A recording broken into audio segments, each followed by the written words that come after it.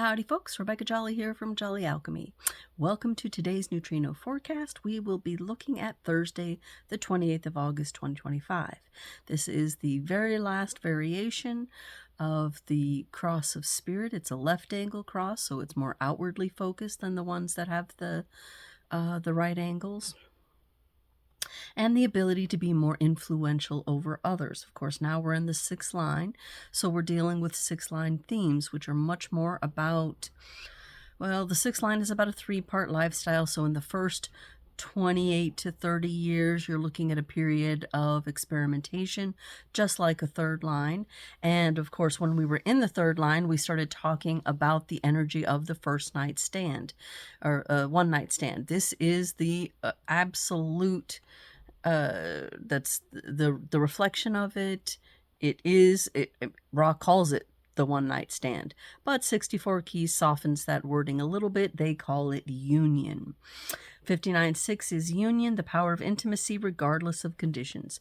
So what you have here is people who have experimented with running around, and now they're looking out a little bit farther when they're looking to form intimacy and unions. First of all, they're looking to make soulmates. So is this my soulmate or not? Soulmate or not? I'm with a six line theme partner, so I get this a lot from him.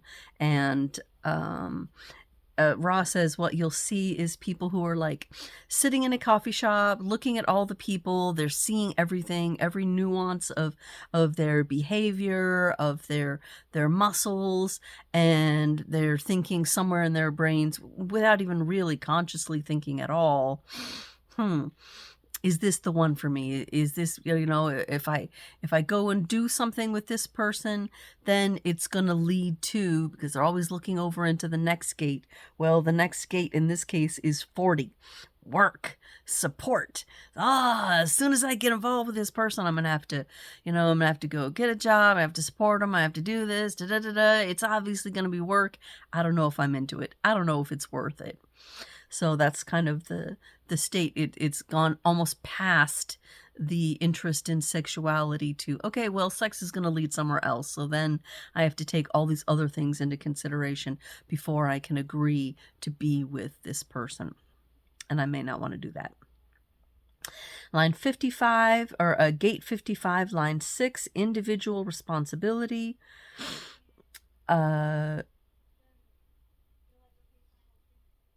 Selfishness. Oh, yeah. This one is the one that Ra calls selfishness. And 64 keys calls it individual responsibility because they're trying to avoid the judgmentalism of saying selfishness. Now, Ra specifically said, I'm saying this without judgment. And the reason he said it is because he said it's the nature of the 55th gate. Coming here out of the emotional center, that you must have materialism before you can feed the spirit. You have to feed your stomach before you can be enlightened. He said he saw many, many people who were looking for enlightenment, but they couldn't even support themselves. And he was like, no, that's not the way that happens. These things are interdependent. So in order to be able to have a fullness of spirit, you got to have a fullness of your stomach first.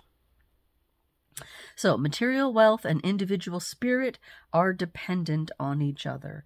And sometimes that leads to an aspect of selfishness in people. And he says, yeah, that's where it belongs. It's not about ego selfishness. It's about emotional selfishness. And that's a different thing. It's not a bad thing. You have to look to yourself first in order to be able to feed yourself, support yourself, and raise up your spirit. And he says, for people who have this activation, the 55 line 6, he always says, work. Go to work.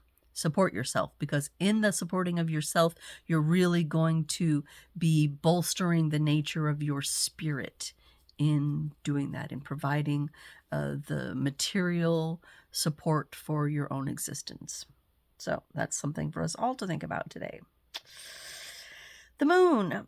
It's read at 28, line 1. 28 is the gate of taking risks. I talked about this yesterday, just briefly mentioning that it's the individual and it's the mirror of the 55.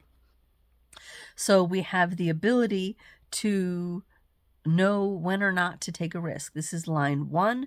It's preparation, intuition for effective and detailed preparation. So it's the preparation step before jumping into something new. After the moon is done with 28, it will move through 44. This is the gate of situational awareness. You will see I have it here in orange. This is part of this very powerful channel of persuasion, or the great salesperson. And it has to do with situational awareness, knowing what the needs of other people are so that you can help them get those needs met. And then after 44, it will go through 1. This is the most yang gate in the whole entire chart, full on 6 solid lines. And so it's the most masculine, the most outward, and it's called the creative. So it's very wanting to bring something creative into the world. We will be feeling this energy. So if you're feeling like being creative, go with it, because that energy will definitely be in the world. All right, Mercury moves from its exploration of the 7th gate into 4. Of course, it gets read at 4-2, which means it passed 4-1 yesterday in the evening. So I'll give you that real quick. 4-1, folly. And the 4th gate is the gate of youthful folly. It's up here out of the mind center, reaching towards the crown, in this channel of trying to it's the logical beginning of things. So you have skepticism coming in, and then the 4th gate is that ideas of ways to solve and test theories. So it's not actually testing, it's just ideas of way to test. So 4-1, folly, understanding depends on perfect timing. And then today we are into 4-2, forgiveness, tolerance through recognizing that not everyone can understand. All right, as far as continuing in our people energies here, we have Venus in 31-2. It did pass through 31-1, so I'll tell you that real quick. Manifestation, influence through the expression of leadership. Of course, this 31st gate is the other end of what the 7 we were just exploring. And these are both having to do with the nature of leadership. So the 31 is the alpha, and the 7 is the chief of staff, or the power behind the throne, looking at the nature of organizational leadership. And this means that for a brief period today, we will have that channel lit up when both the 7 from the Mercury and the 31 from Venus are activated together, which will give everyone throat and G-center definition. Briefly, but that's enough. Okay, so manifestation. 31-2 is arrogance, action that cannot wait for approval.